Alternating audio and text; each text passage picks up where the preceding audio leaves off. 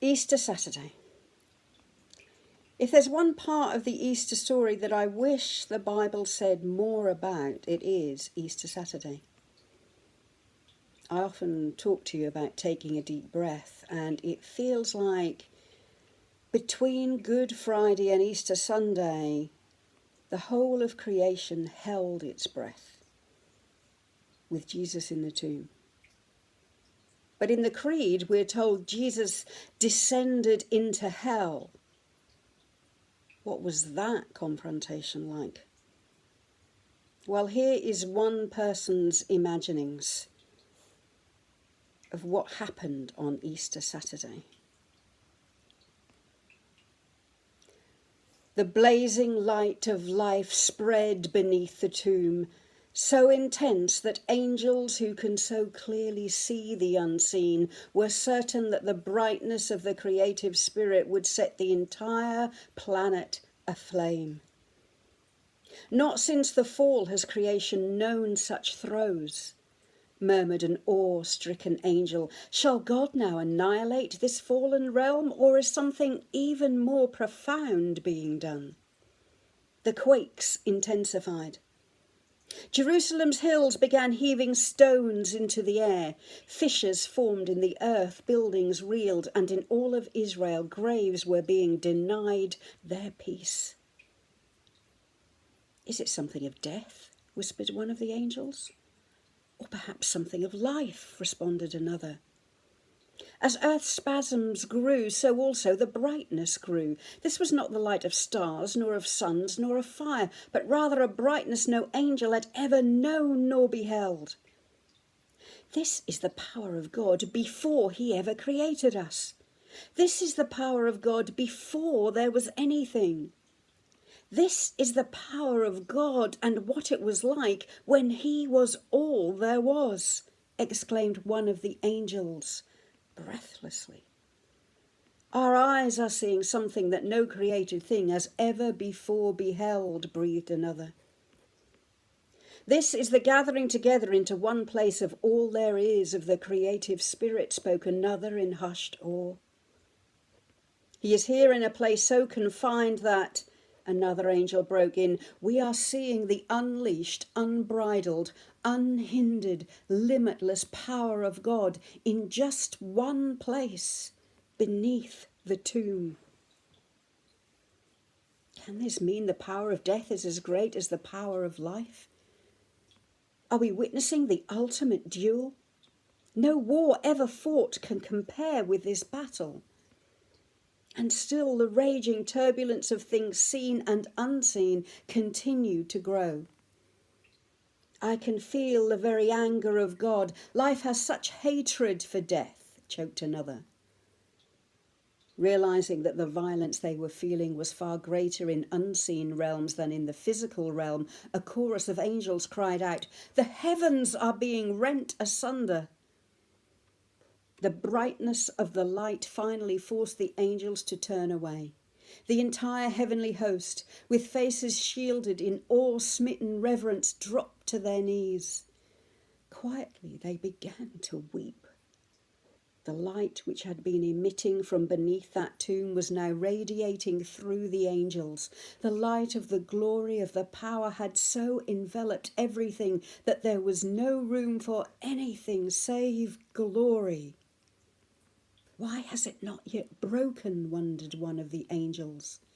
The light so bright, the power so enormous, why is not death yet swallowed up in life?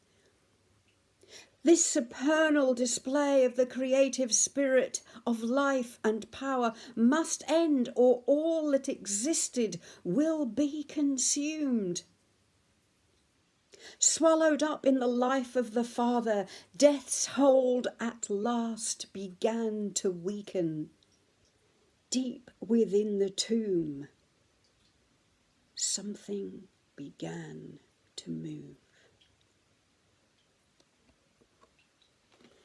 Well, that's one person's imagining of what was happening between Easter Saturday and the dawn of Easter Sunday. Now, if I have one problem with that piece of writing, it's that idea of a duel between equals, because it wasn't.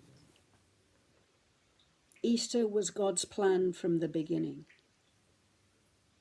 God always knew his son would die. And Jesus spoke of his death and resurrection because he knew that in that moment, death would be defeated forever and the enemy would lose. This is how I imagine that confrontation to be.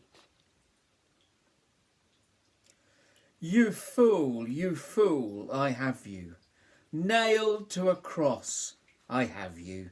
See them mock you. Feel the pain. Where's your power now? At last I have you. A crown of thorns I give you. Watch them gamble for your clothes. Hear my laughter now. But then the darkness came, and the laughter turned to fear, and the curtain tore, and men rose from their graves, as the cry of "It is finished" echoed round the Prince of Hades. Then the eyes of all his demons turned away.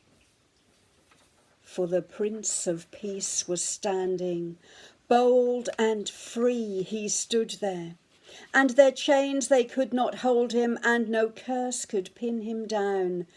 For the gates of hell they buckled, and the walls came tumbling down. And the Lord held out his hand and took the keys. But I know I had you. Nailed to a cross, I had you. How can it be that I have lost this mighty game? But the Lord of light was rising, out of the tomb arising, setting all at once the prisoners free.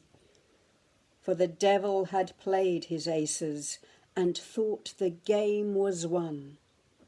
But the Father had shown the answer in his one and only Son.